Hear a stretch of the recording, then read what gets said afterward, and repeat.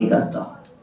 پہنچانے میں بخل نہیں کرتا ہوں، بس میں فراق ہوں، سخی ہوں، اپنی حد تک ہے۔ اہم مقابلہ صحابہ سے کریں، محدثین سے کریں، تابعین سے نہیں۔ آج کے ہم عصر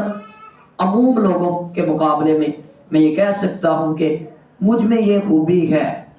کہ میں پہنچانے کے لیے حریص رہتا ہوں، لالچی ہوں، سخی ہوں اس معاملے کا کہ کسی کے لیے میں پہنچا دوں، اور وہ پہنچانے کا مجھے فائدہ ہوا کہ میرے جیسا بیک بینچر بندہ،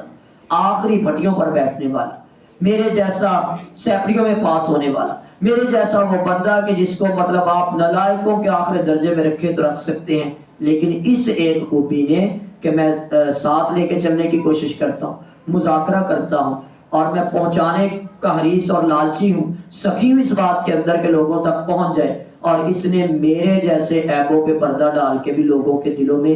یہ باتیں بھی ڈالی ہوئی، قاری صاحب کے پاس علم بڑا ہے، یعنی اتنی بڑی جملے بھی لوگ زبان سے کہہ دیتے ہیں جی بڑا علم ہے قاری صاحب کے پاس۔ یہ تو قاری صاحب سے پوچھو کہ ان کی چیخیں نکل رہی ہیں، ہمارے پاس ہے کچھ نہیں، اس بات پہ ہم رو رہے ہیں، تڑپ رہے ہیں کہ ہمارے پلے کیا ہے۔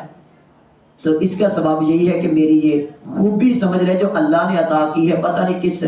نعمت پہ، کس دعا پہ عطا کی ہے، اللہ آپ کو بھی عطا کر دے۔ جو جتنا بھی کمزور ہوگا، میرے جیسا بھی ہوگا، وہ بھی آگے بڑھ جائے گا۔ کبھی بھی سمجھانے میں، بتانے میں بخل نہ کرے۔ جو آپ کے پاس ہے آپ سمجھیں کہ آگے پہنچانا امانت ہے، فرض سمجھ لیں، ڈیوٹی سمجھ لیں۔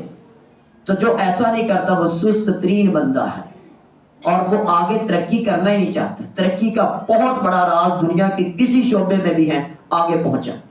خوشیاں چاہتے ہو خوشیاں بانٹے، آپ چاہتے ہو آسانیاں تو آسانیاں بانٹ دو، آپ عزت چاہتے ہو تو عزت بانٹ دو۔ جو بانٹ دیں گے وہ ریوارڈ واپس لوٹ کے ضرور آنا ہے۔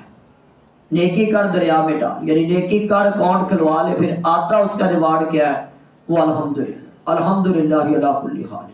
یہ آپ کے سامنے رمضان سے بہت تبدیلیاں آئی ہیں، یکم رمضان سے لے کر اب تک ادارے میں کام ہو رہے ہیں، کل تک کام ہوئے ہیں، ابھی کچھ پینڈنگ ہے۔ تو یہ مطلب سال تو کیا میں سمجھتا ہوں 3 سال سے جو اللہ والی مسجد کی بنیادیں رکھی، پھر بنانے کا سلسلہ، پھر آباد کرنے کی کوشش کرنا، اور کرتے کرتے مطلب ایسے حالات پیش آ جانا کہ اللہ نے بتانا کہ یہ ساری سیکھنے کے کام تھے، بس آپ کے لیے ادارہ ہے، آپ نے ادارے میں کام کرنا۔ اور وہ 3 سال سے کٹی ہوئی چیزیں الحمدللہ نظر آئی ہیں، اور ان پر مطلب کام کیے گئے ہیں، تو اللہ کی توفیق سے۔ تو اس لیے آگے بڑھنے کی چاہت رکھتے ہو تو لوگوں کو آگے بڑھاؤ، عمل کرو، عمل نصیحت ہے، عمل کرو۔ اکثر لوگ ایسے ہیں جو قرآن پڑھتے ہیں لیکن اس پر عمل نہیں کرتے۔ اس قرآن سے تعلق کا سب سے زیادہ حقدار وہ ہے جو عمل کرتے ہو اس قرآن کی پیروی کرے، اگرچہ وہ بہت زیادہ نہ بھی پڑھا ہو، یعنی ایک آیت قرآن کی پڑھی عمل کرتا ہے، قرآن کے ایک سورت کے مسائل سمجھتا عمل کرتا ہے، ایک حق سمجھتا اس کو ادا کرنے کی کوشش کرتا ہے، ایک حکم احکام میں سے سمجھ لیتا ہے نماز کو پڑھتا ہے، زکوٰۃ کو سمجھ لیتا ہے ادا کرتا ہے، حج کو سمجھ لیا موقع ملا تو ادا کیا، سچائی کو سمجھ لیا تو سچائی پہ قائم ہو گیا، حقوق اللہ کو سمجھ لیا تو حقوق اللہ کے آگے آگے مطلب بڑھ رہا ہے، اس میں حقوق العباد کو سمجھ لیا تو بندوں کے حق ادا کرنا ہے۔ یعنی اس پر جب تک عمل نہیں کریں گے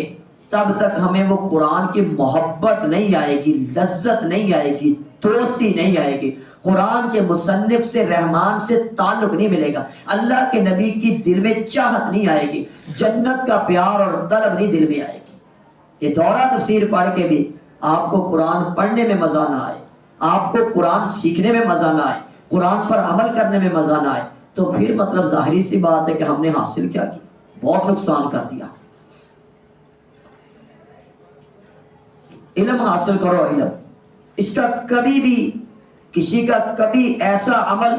جو علم کے بغیر ہو وہ اصلاح سے زیادہ فساد کا باعث بنتا ہے۔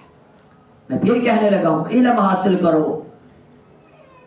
علم حاصل کرو سے مراد وحی کا علم ہے، علم حاصل کرو سے مراد ہدایت کا علم ہے، علم حاصل کرو سے مراد جو اللہ کے نبی کہہ رہے تھے نا، طالب العلم فریضۃ علی کل مسلم، آپ نے کوئی سائنس نہیں پڑھائی ہے، آپ نے جو علم پڑھایا تھا نا آپ اس کی طلب کے لیے بات کر رہے تھے، جو اللہ کی معرفت کا علم تھا، جو علم حقوق اللہ حقوق العباد کا علم تھا، جو محنت کا علم تھا، جو دعاؤں کا علم تھا، جو جہاد کا علم تھا،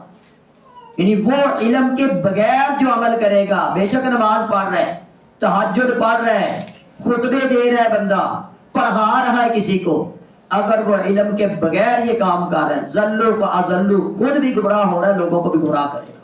اور جتنے فرقے بنے ہیں، یاد رکھیے گا، جتنے فرقے اسلام کے نام پہ بنے ہیں، اس کا سب سے بڑا سبب یہی تھا کہ ان کا علم مضبوط نہیں تھا، ان کا عمل مضبوط نہیں تھا۔